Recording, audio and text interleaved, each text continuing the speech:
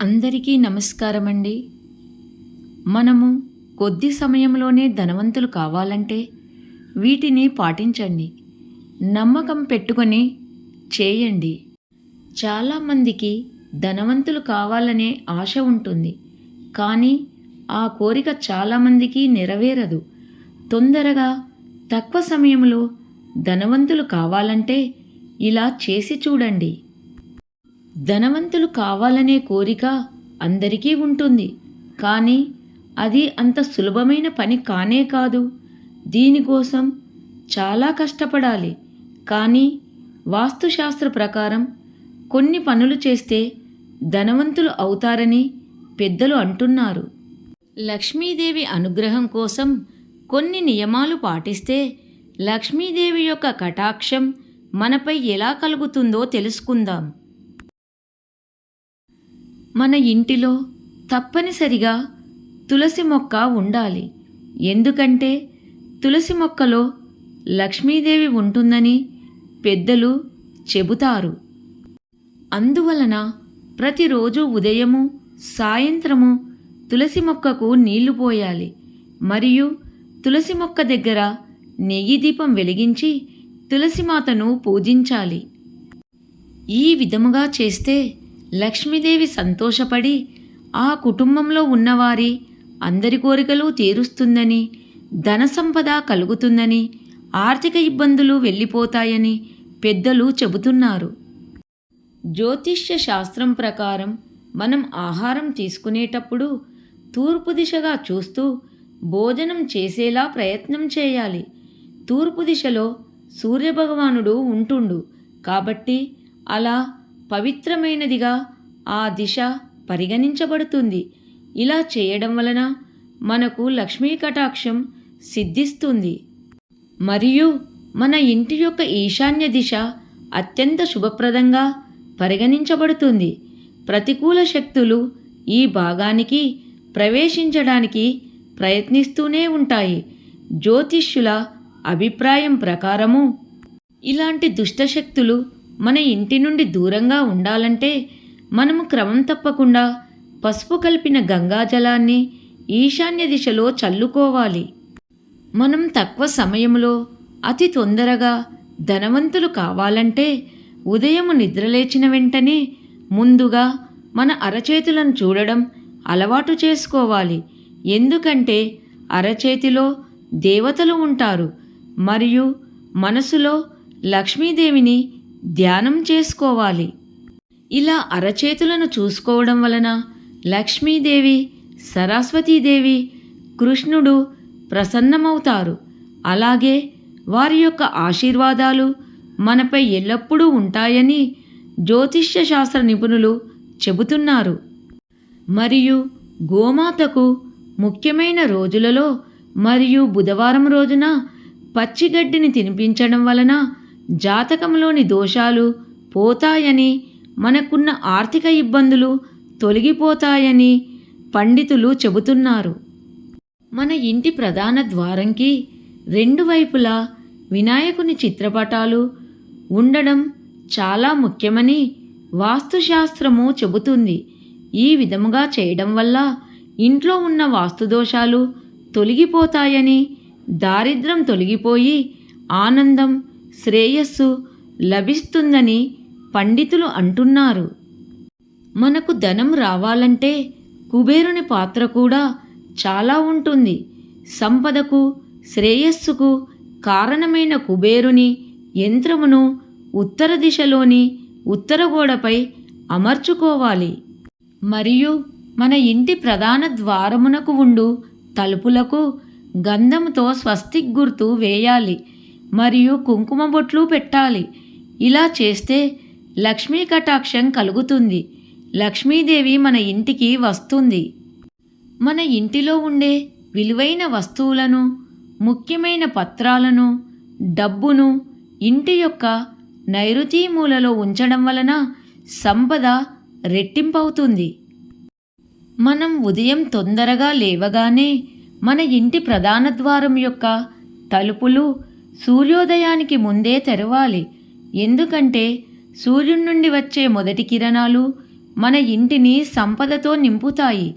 తెల్లవారిన తర్వాత కూడా నిద్రపోయే వారి ఇంట్లో ఎప్పుడూ లక్ష్మీదేవి ఉండదు.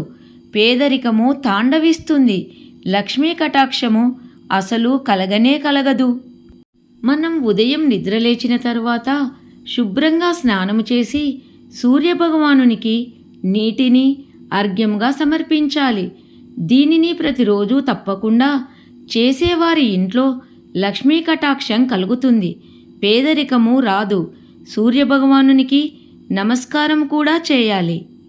సూర్యభగవానునికి 7 సార్లు ఆత్మప్రదక్షిణం చేయాలి.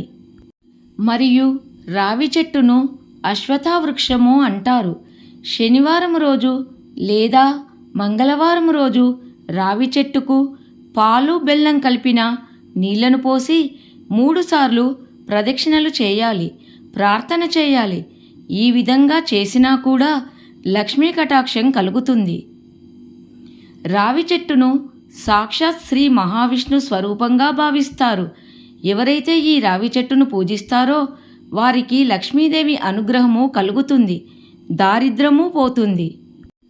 మన జీవితంలో ఆర్థిక సమస్యలు రాకుండా ధనము కావాలన్నా, మంచి ఉద్యోగం కావాలన్నా శనివారం రోజున ఉదయమున తలస్నానం చేసిన తర్వాత ఆ మహాదేవుడికి శమీపత్రాన్ని సమర్పించిన ఉద్యోగంలో వచ్చే సమస్యలు తొలగిపోతాయి.